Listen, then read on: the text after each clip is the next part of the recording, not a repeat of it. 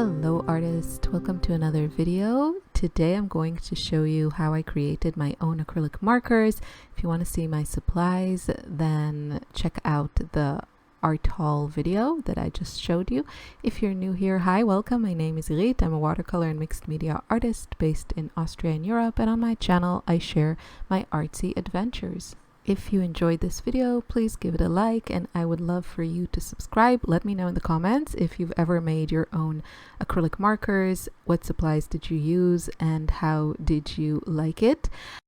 I'm using the Montana brand because, first of all, I saw someone say that these are really good to use with a jelly plate, whereas something like Liquitex really doesn't work well. And also because I find the mechanism of the marker to be really user friendly. Now, I didn't do like a deep dive into all of the empty markers, but this one looked super simple, so I went with the Montana brand. The ink comes in smaller bottles, which is what I got, and also which is what I got for all the colors, and then I got a larger bottle for the white one. If you like markers, this is a really great way to kind of customize your colors. This is not cheap, so make sure this is something you really are interested in and you will actually use them. And also, it does take quite a bit of ink to fill these up. The first color that I mixed was the Shock Blue Dark or Dark Blue, and a bunch of white, and you see me just doing that again because I didn't have a lot of paint in the first try. Now, of course, you don't have to do this process in a cup.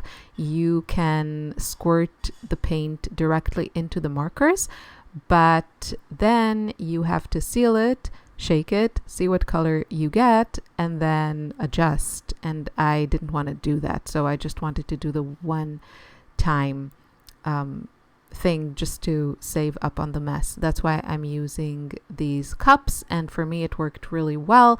After a few times that you do it, you get like a better idea of how much ink you need to fill these up. I was actually a little bit kind of, I guess, cheap on the ink, so I only filled them. You can see my daughter is having the best time with these.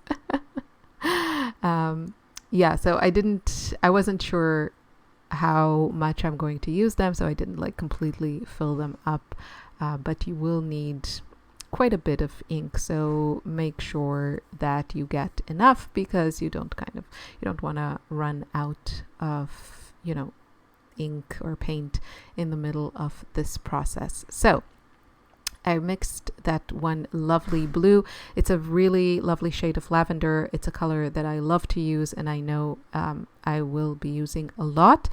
And then I started with the other markers, and the idea was to create sort of a nice range of colors. Although, to be truthful with you, I didn't think a ton about this. And I think you really should, especially considering the price of all this. You should really think about the purpose that you want to use these markers for and what kind of colors you need for that. So, for example, if you are sketching, let's say a lot of like landscapes, it won't necessarily make sense for you to mix kind of like a rainbow color range. It would probably make a lot more sense to, depending on the landscape that you want to capture, let's say mix a couple of greens, a blue sky, that sort of thing. So really take your time to think about what you're going for here, and not just mix a bunch of markers. If you are, like an abstract painter or like a sketchbooker, and you just like to play with paint, then by all means, just like mix your favorite colors. I would also suggest mixing colors that are kind of unique. I'm just trying to unclog this and using that lead was not a great idea. So I think one or two of these bottles were clogged, and it wasn't a big deal at all to open them. So if you get them and yours are clogged, just find like a pin or something to stick in there, and that should do the trick. The larger bottles are like nicer to squirt out the paint. So yeah, my point is, Lake Montana has these ready-made markers with like some great colors, and so I would take a look at them first before, you know, buying a bunch of paints and inks and doing what I'm doing. So this is pretty much the process. It's just like repeating and figuring out which colors you want to make. And obviously you need some color theory and color mixing knowledge to get to the colors that you want.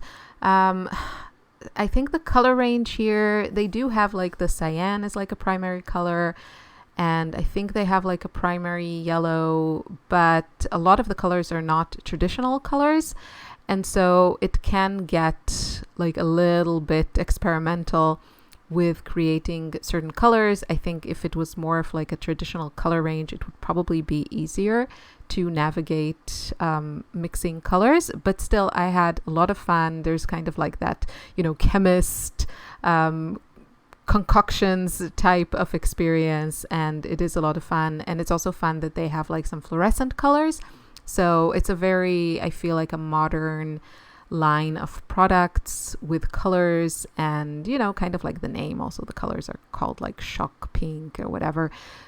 So I think it's geared towards probably also like graffiti artists and really kind of modern artists, maybe people who create murals, as opposed to like a traditional color range. So I'm just saying all these things so that you are aware of that, you have you know, information, and you can make an informed decision.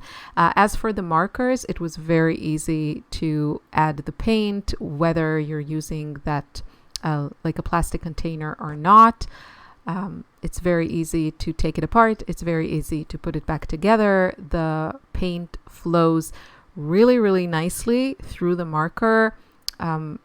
A couple of times I did have like, it was really flowing out of the marker. So just be aware of that you will probably need to pay attention and have a bit of control on the color flow, the paint flow.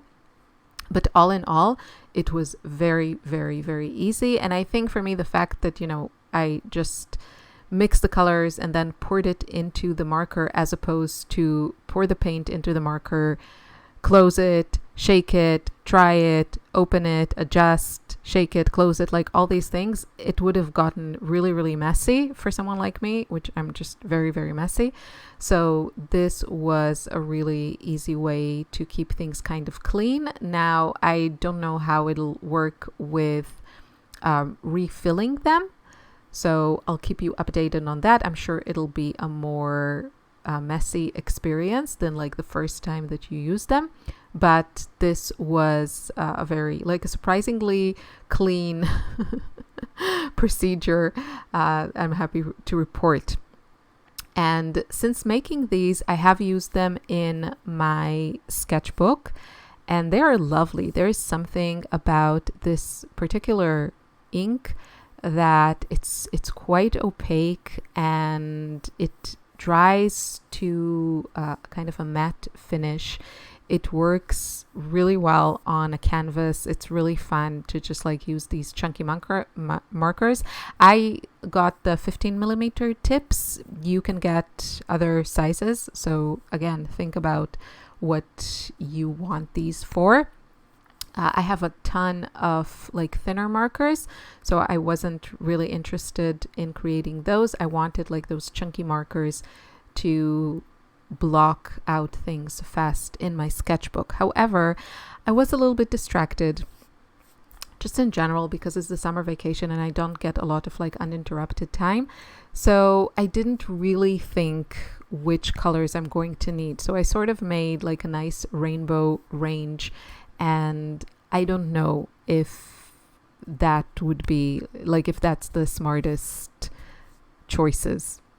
in my particular case, which I'm really into painting landscapes, I probably should have taken the time and mixed just a few more colors that are more usable in landscapes instead of like these, pretty, corally fluorescent color. That's probably not a color that I would use a lot on a landscape, although anything is possible. And sometimes it's those unexpected pops of color that really make an illustration or a sketch come to life. So, never say never.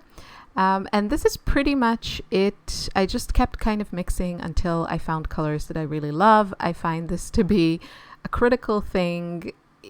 Sometimes it's super annoying to waste paint, but I've been doing this for a long time, and I know that if I get too impatient and just go ahead with whatever I have or use a color that I don't like, I always regret it. And it's not wasting paint if you learned something in the process. So I try to follow that advice. I don't always find it easy to follow because I do sometimes feel precious about my supplies, but I try to be mindful of that because I've made this mistake 100 gazillion times, and I know that if I'm not in love with the color, I will not be in love with the painting. Whereas when I used colors that I absolutely love, even if the painting had issues, that was kind of, I usually really like the result and the process. So probably mixing green was kind of a more challenging color, but I really like the result. And I'm hoping to show you a bit more of how I'm using these markers in coming videos. Also, if you haven't already, I invite you to join the Joy Art Club, which is my monthly membership. It's only €9 a month or €79 a year. So basically you get 3 months off, like for free, 3 months off if you choose the annual membership, and you get free content, lots of information, not free, you get exclusive content and lots of inspiration.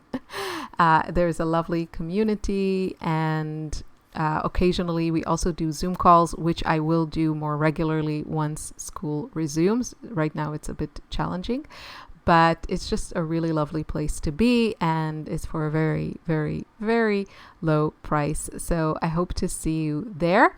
I hope you enjoyed this video. Let me know if you've tried this, if you're gonna try this.